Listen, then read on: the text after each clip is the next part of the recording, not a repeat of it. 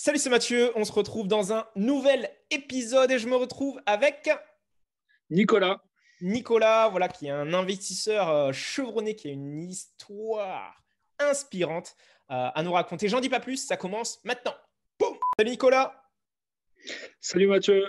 Yes, en tout cas, merci, merci de nous faire honneur de ta présence pour partager ton expérience. Donc, pour la petite anecdote, j'étais venu voir Nicolas. C'était en quelle année qu'on s'était croisés Alors, tu es venu à Dijon en Ouais, septembre 2017. septembre 2000. Ça passe vite, hein. Ça Ça passe vite. passe vite, effectivement.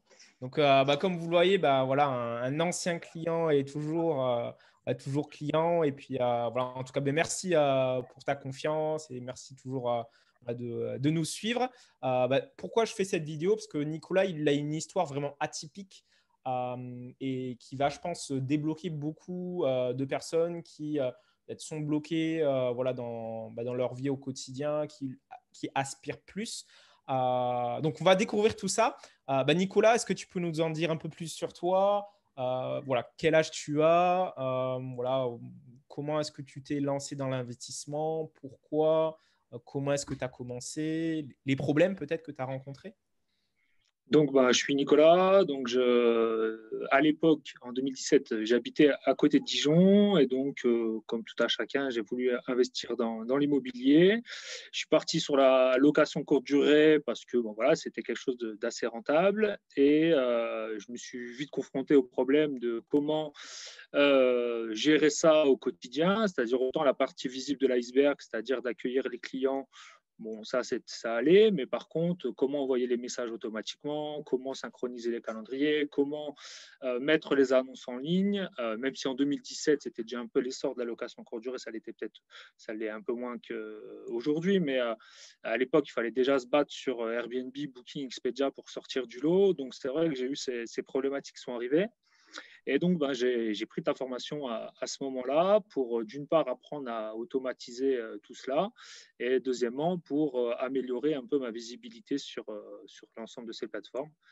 Et donc, déjà, ça m'a permis de lever ces premiers blocages. Et maintenant, j'habite à 2 heures de Dijon, j'habite près de la Suisse. Et donc, je vois encore plus l'effet en fait de tout ça parce que ça me permet à distance d'automatiser un grand nombre de choses. Il n'y a que la partie en fait ménage que je ne peux pas automatiser. Mais donc, mon gestionnaire qui est là-bas gère pour moi, gère le ménage. Mais par contre, tout le reste, je peux le gérer à distance. Ok, ok, ok. Et juste pour la petite anecdote, toi, qu'est-ce qui t'a motivé à voilà, investir dans l'immobilier? Ça a été quoi le déclic pour toi en fait? Alors moi, je suis toujours d'ailleurs, je suis fonctionnaire dans l'éducation nationale et mon objectif, c'est de quitter la fonction publique à moyen terme. Alors pour l'instant, j'apprécie grandement ma fonction, mon métier, mais je sais qu'un jour, à terme, en tout cas, je pense que ça va me bloquer et j'ai pas envie de travailler jusqu'à 67 ans pour l'État.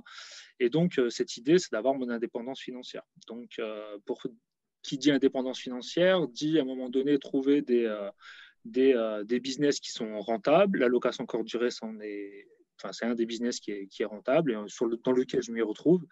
Et donc, là, depuis 2017, je développe différents business autour de la location courte durée. Et donc, j'ai géré mes propres appartements. J'ai eu une conciergerie, mais il y a très peu de temps, là, j'ai revendu mes parts. Et je fais également de la sous-location. Et puis là, donc, maintenant, je gère 18 appartes euh, actuellement et j'en ai géré jusqu'à 40 quand j'avais la conciergerie. Tout ça pour dire qu'avec les outils, tout est faisable. Je ne dis pas que c'est le monde des bisounours et que tout est simple, mais le fait de toute la partie automatisation, toute la partie augmenter sa visibilité sur les sites internet, sur Expedia, sur Airbnb, en tout cas sur toutes les plateformes, et tout un peu l'apprentissage de comment attirer le client, comment développer le parcours client. Tout ça, ça m'a levé énormément de blocages et puis ça m'amène au fur et à mesure vers mon objectif qui est l'indépendance financière. Et donc là, du coup, tu as commencé, ce que je me rappelle, donc tu as acheté un premier appart. Je crois que j'étais même venu là, c'était celui-là C'est qui ça. était pas loin d'un nouveau complexe qui allait. Peut-être que ça Exactement. a déjà vu le jour depuis. Non, non, la preuve en est, c'est dans le complexe, il avance bien, mais il n'est toujours pas fait. Mm. C'est à côté de Et la foire donc, tu as fait un gastronomique. premier appart. Après, comment est-ce que tu as enchaîné en fait? Alors, j'ai fait un premier appart, j'ai vu que ça fonctionnait bien grâce à ta formation. En tout cas, j'ai suivi, j'ai mis en action en fait tout ce qu'il y avait dans ta formation. Il y a plein de choses en fait que je savais déjà, mais que je n'avais pas mis en action. Et donc, je les ai mis simplement en action et j'ai vu que ça fonctionnait. Et 3, 4 mois plus tard, dans une petite ville à côté de Dijon, donc à Dole, j'ai investi dans un autre appartement. De la même manière, ça a fonctionné. Et c'est vraiment, on va dire, à partir de janvier 2018 où là, j'ai vraiment accéléré les choses. Et donc, en fait, de septembre 2017 à mai 2019, donc jusqu'à l'année dernière, j'ai acheté 6 appartements en nom propre.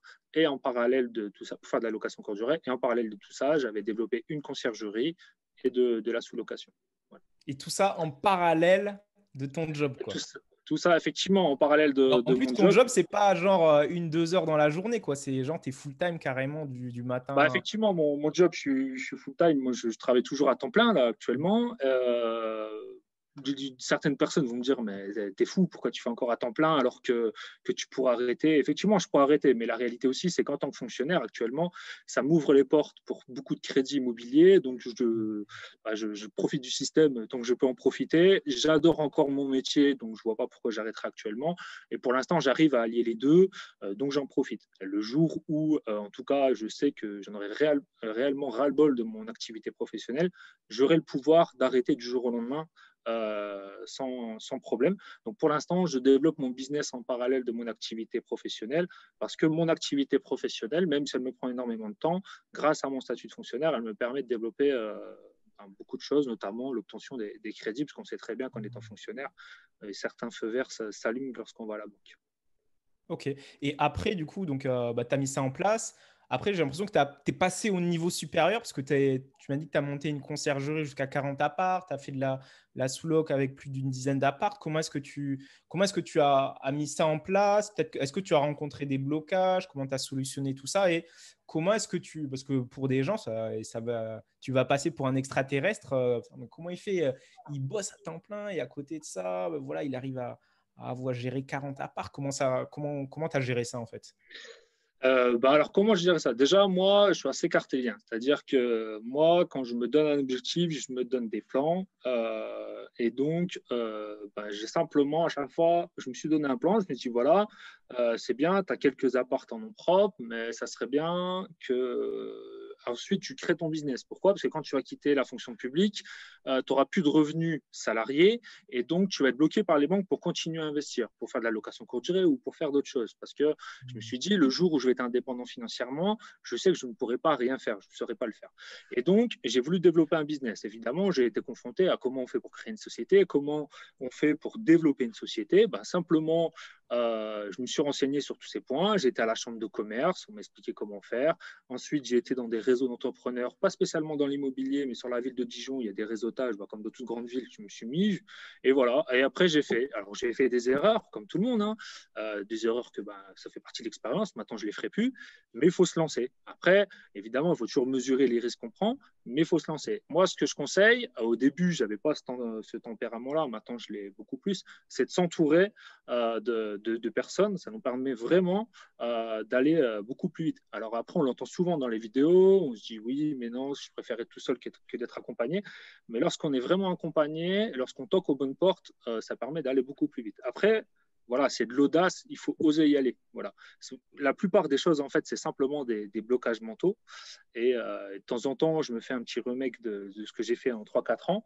Et je me dis, mais en fait, en 2017, jamais, effectivement, je me serais dit, je suis à cette étape-là aujourd'hui. Mais en fait, tout simplement, je me suis dit, mais c'était que des blocages mentaux. Après, par contre, il faut faire étape par étape. Il ne faut pas être trop gourmand. Mais déjà, le fait simplement de planifier les choses sur une feuille, et de se dire, voilà, mon objectif, dans un mois, c'est ça, dans 3 mois, c'est ça, dans un an, c'est ça. Et moi, ce que je fais, là, on va arriver en fin d'année 2020, c'est voilà, est-ce que mes objectifs de 2020 sont atteints? Et je vais me donner mes objectifs pour 2021 et je vais essayer de les suivre. Voilà. Ok, ok, ok. Et du coup, par exemple, pour tous ces appartements-là, la quarantaine, cinquantaine d'appartements-là que tu as gérés, comment est-ce que tu faisais au quotidien? Parce qu'il y a des personnes, tu leur dis de gérer 1, 2, 3, 4 apparts, là, c'est ultra chronophage. Toi, comment est-ce que qu'est-ce que tu as mis en place pour justement gérer très facilement là, ces 40, 50 appartements? Donc, bon, déjà pour cette conciergerie, comme je disais tout à l'heure, j'ai vendu Mopar, donc on était associés, on était deux. En fait, déjà, on a essayé d'organiser un maximum de choses, c'est-à-dire on a essayé d'être le plus cartésien possible. Comment on fait pour accueillir les personnes? Là, on a mis des systèmes automatisés avec l'envoi de messages automatiques. Comment on peut faire pour augmenter notre visibilité sur les plateformes? On va créer des pages Google Business, on va créer un site Internet, on va se mettre sur Airbnb, sur Booking, tout en suivant en fait ta formation et un peu les points clés pour augmenter cette visibilité. Comment on va gérer les personnes qui font le ménage? On va se rapprocher d'auto-entrepreneurs. Comment on va gérer le linge? On va se rapprocher de sociétés de blanchisserie telles que Elis ou autres. Comment on va stocker le linge? Voilà, on essaie de trouver des solutions. On va mettre peut-être des garages en centre-ville parce que ça ne coûte pas trop cher à la location. On va pouvoir louer. En fait, à chaque fois qu'on avait un problème, on essaie de trouver une solution en face. Et au fur et à mesure où on se développe, comme tout business, d'autres problèmes vont arriver. Et l'idée, c'est qu'à chaque fois qu'un problème arrive, c'est de se poser et se dire comment faire pour que ce problème ne revienne plus. Et alors, de temps en temps, il n'y a pas toujours la solution à court terme, mais en tout cas, l'idée, c'est ça. C'est à chaque fois que j'ai un problème, comment je peux le résoudre, soit en le déléguant, soit en l'automatisant, ou soit en trouvant une solution durable. Et en tout cas, voilà comment on a fait pour qu'on atteigne à un moment donné ces 40 appartements en gestion. Et si, en fait, pour ceux qui ont 1, 2, 3, 4 apparts, c'est comme ça qu'il faut se poser.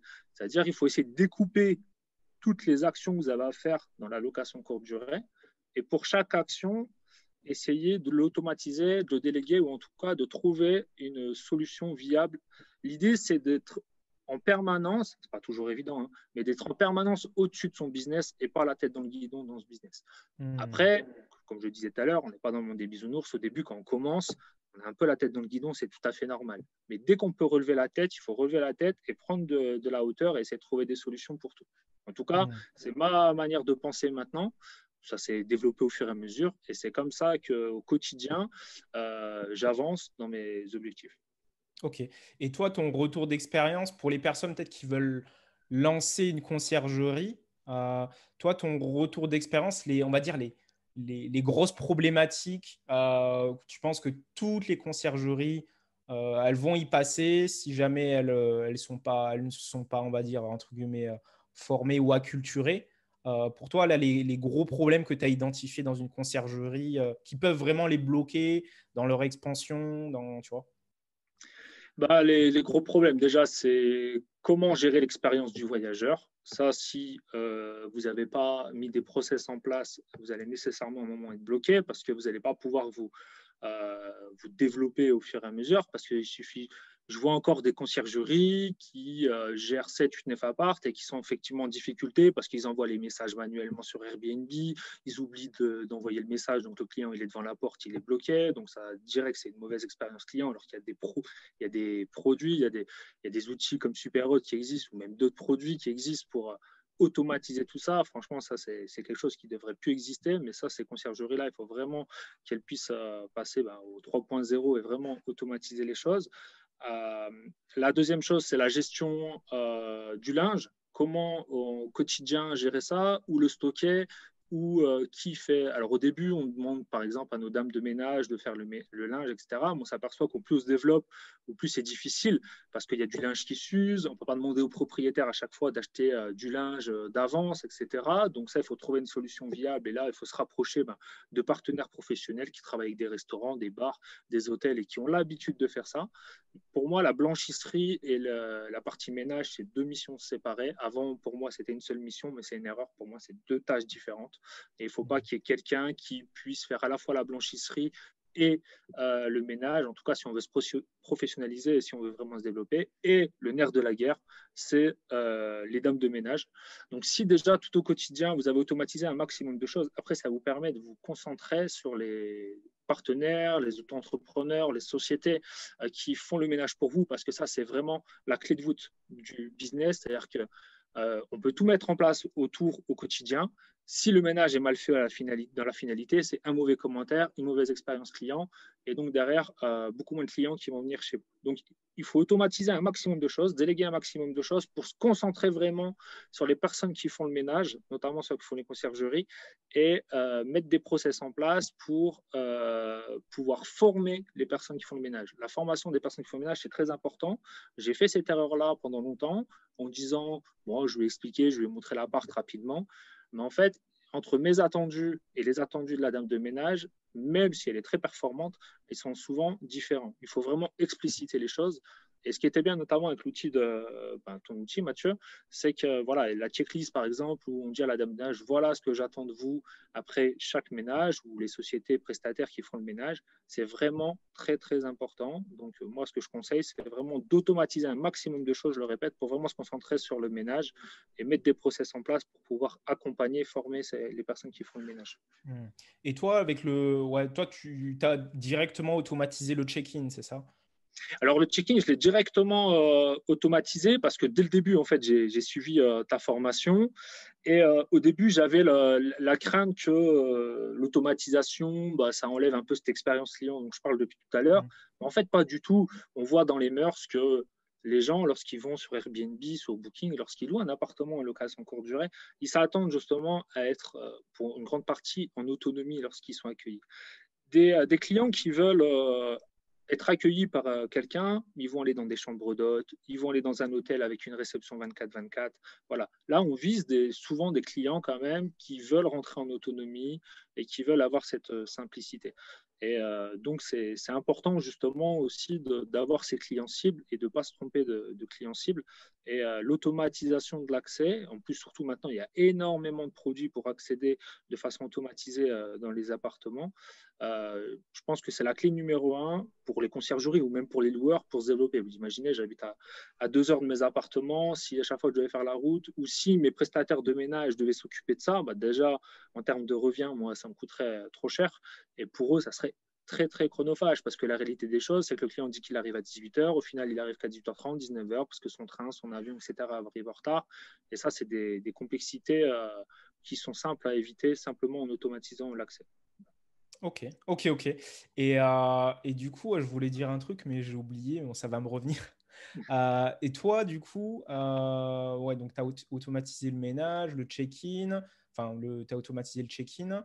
Et donc, ça va me revenir. Qu'est-ce que je voulais dire? Je ne me rappelle plus. Là. En Bah plus, moi, j'ai aussi automatisé, on va dire, le check-out dans le sens où je dis aussi aux dames de ménage, donc je leur dis un peu mes attendus pour le ménage, mais aussi je leur demande de faire un état des lieux lorsqu'ils rentrent dans l'appartement. Donc le voyageur, lui, part de façon autonome de l'appartement. Ça, pareil, beaucoup de voyageurs souhaitent cette autonomie et ça permet après à la dame de ménage, lorsqu'elle vient faire le ménage, elle vient, elle fait direct un état des lieux et avec l'application notamment Superhot, elle m'indique, en tout cas, s'il y a eu un incident, elle m'indique s'il y a eu un incident ou un problème lorsqu'elle fait l'état des lieux. Si c'est le cas, ben, je reçois une notification et donc moi, après, j'ai un process qui est en place en fonction du problème qui est à résoudre. Et puis après, la dame de ménage sait ce qu'elle a à faire dans l'appartement parce qu'elle a une autre checklist qui lui permet de savoir comment remettre en état l'appartement tel quel, comme sur les photos. ok, ok. Ça y est, ça m'est revenu. Tu Okay. parlais de femmes de ménage, mais justement, je me disais, toi, ton retour d'expérience par rapport aux femmes de ménage, je trouve que c'est un peu la clé de voûte, comme tu as dit. Toi, comment est-ce que tu les trouvais? Est-ce que tu avais beaucoup de turnover? Comment est-ce que tu gérais un peu ça, toi, on va dire? Donc sur les dames de ménage, c'est assez simple en fait. Au début, j'ai fait une annonce sur le Bon Coin et sur Facebook. J'ai eu des retours. Et après, en ayant ça, ça a créé plutôt un réseau. C'est-à-dire, je pense qu'il y a eu ils ont parlé entre eux parce que certains sont restés longtemps avec moi, d'autres, il y a eu du turnover, mais quand ils faisaient du turnover, souvent, ils me recommandaient d'autres personnes. J'ai essayé de travailler avec des salariés, mais ça n'a pas trop fonctionné. J'ai essayé de travailler aussi avec des sociétés d'intérim ou autres, mais ça n'a pas trop fonctionné. Alors pourquoi ça n'a pas trop fonctionné? Parce que la location courte durée, en tout cas la manière dont je le vois, c'est de mettre une certaine flexibilité, c'est-à-dire permettre des locations à la dernière minute, etc. Quand on travaille avec une société d'intérim, lorsqu'on travaille avec des salariés, c'est très difficile d'être dans cette flexibilité. En tout cas, moi pour l'instant, je ne l'ai pas trouvé. Et à Dijon, bon, je suis dans une assez grande ville, hein, mais dans d'autres villes, ça existe aussi. Il y a mine de rien de plus en plus d'auto-entrepreneurs qui sont lancés pour faire les ménages, aussi bien pour les bureaux, aussi bien que pour les appartements. Et c'est comme ça. Donc moi, par exemple, j'ai une personne avec qui je fais le ménage depuis 2017, qui est toujours dans mes équipes. Et par contre, j'en ai d'autres aussi il y a eu du par décision parce que ben voilà, ça fonctionnait pas.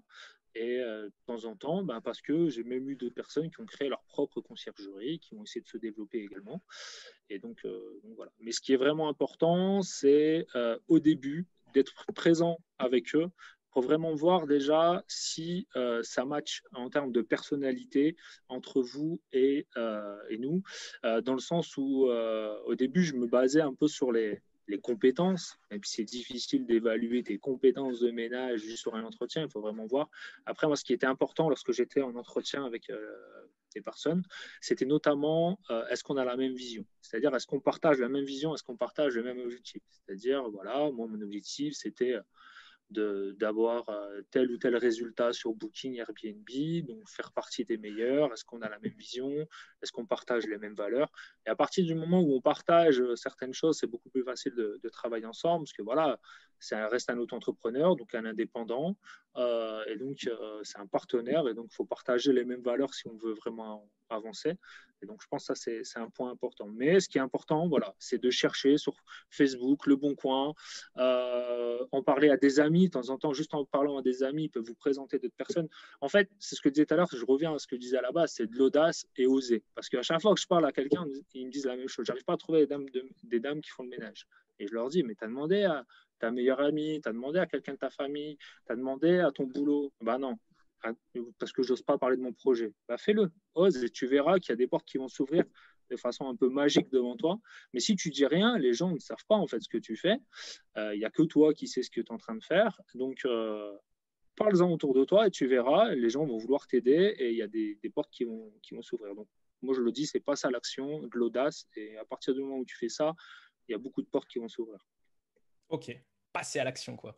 Et du Passe coup, à toi, l'action. par rapport à ton aventure, en fait, est-ce que ça a changé peut-être des choses dans ton entourage, dans tes proches est-ce qu'il y en a qui peut-être ont été inspirés par ce que tu as fait, que ça leur a peut-être donné des idées? Est-ce que t'as noté des changements? Oui, j'ai noté des changements dans plusieurs sens. Au début, un peu beaucoup de personnes autour de moi me disant mais t'es dingue, pourquoi tu fais ça? T'es fonctionnaire, t'as une bonne situation, pourquoi tu t'embêtes à faire tout ça?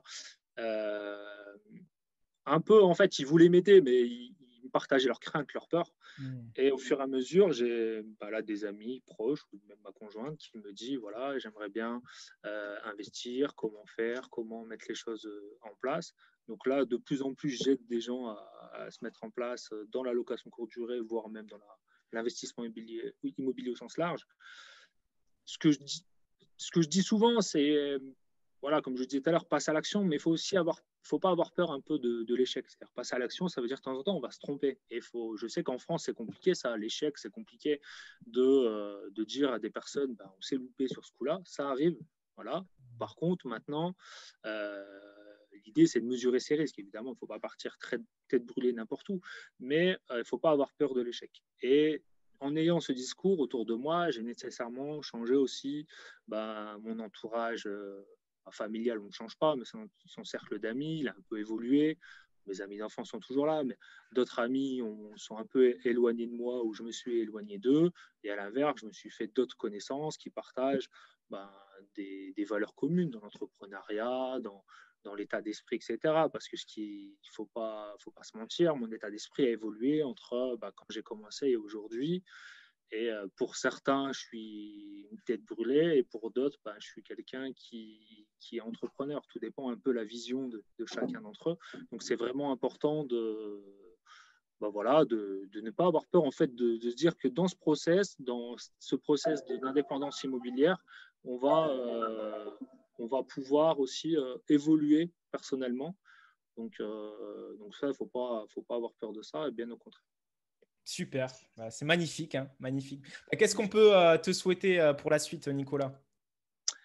Ben, pour la suite, ben déjà, j'aimerais bien que cette crise du coronavirus s'arrête pour tout le monde parce que ça va permettre à ce que les activités reprennent totalement. Ben moi, voilà, moi là, j'ai 18 appartements entre mes appartements et en sous-location. Mon objectif, c'est d'atteindre 30 appartements. Mais surtout, mon objectif à court terme, c'est dans un an de passer à mi-temps dans la fonction publique et dans 2 ans de me mettre en disponibilité et par la suite quitter la fonction publique. Donc, voilà mes objectifs. Donc ça, voilà, je me suis fait tout un plan d'action pour y arriver, même si le coronavirus a sans doute décalé certaines actions, mais elles sont toujours en tête. Moi, en tout cas, j'ai vraiment dans cet état d'esprit de me dire, voilà, il y a des obstacles. Actuellement, c'est le coronavirus, mais comme ça pourrait être un autre obstacle.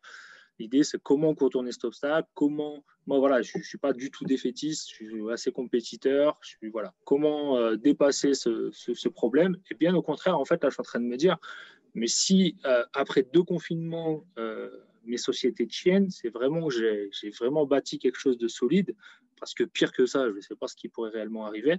Donc au final, ça me réconforte. Donc j'aime bien voir le verre à moitié plein plutôt que le verre à moitié vide au quotidien.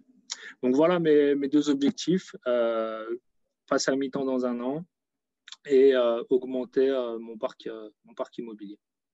Super, donc comme vous l'avez vu, il a fait. Voilà, il s'était fixé des objectifs, il les a atteints, il avance toujours. Et puis voilà, en tout cas, c'est une super histoire. Mais bravo à toi, Nico, hein, pour ces résultats. Et puis le dernier mot, il est pour toi. Qu'est-ce que tu souhaiterais à quelqu'un qui veut se lancer, qui hésite, qui se dit ah non, c'est trop dur, c'est pas pour moi? Qu'est-ce que tu lui conseillerais? Déjà, je vais te remercier toi, Mathieu, personnellement, parce que tu as fait partie du début de mon aventure, de mon histoire. Sans doute, si je ne t'avais pas connu, je ne sais pas si je serais, même si une grosse partie, je suis d'accord avec toi, c'est moi qui l'ai fait, mais au début, si je ne t'avais pas connu, peut-être je n'en serais pas là. Et je pense que moi, je souhaite à un maximum de gens, en fait, c'est de partager en fait leur objectif, leurs rêves, d'en reparler autour d'eux. Et vous allez voir, quand vous allez en parler autour de vous, il y a des portes qui vont s'ouvrir, il y a aussi des portes qui vont se fermer, mais il y a surtout des portes qui vont s'ouvrir. Et après, lancez-vous. Franchement, allez-y. De toute façon, si on veut réussir dans la vie, si on veut atteindre nos objectifs, il faut se battre, il faut avancer. On ne va pas nous donner tout cru dans la bouche.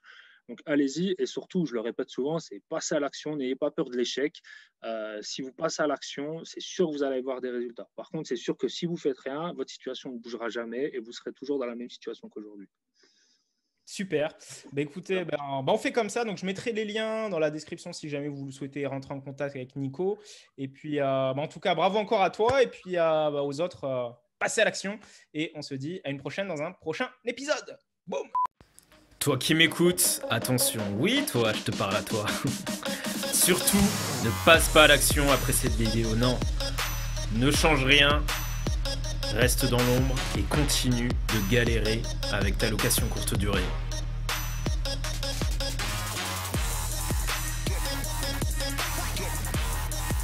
Et puis bon, si t'es encore là, c'est que t'es chaud, donc vas-y, passe à l'action.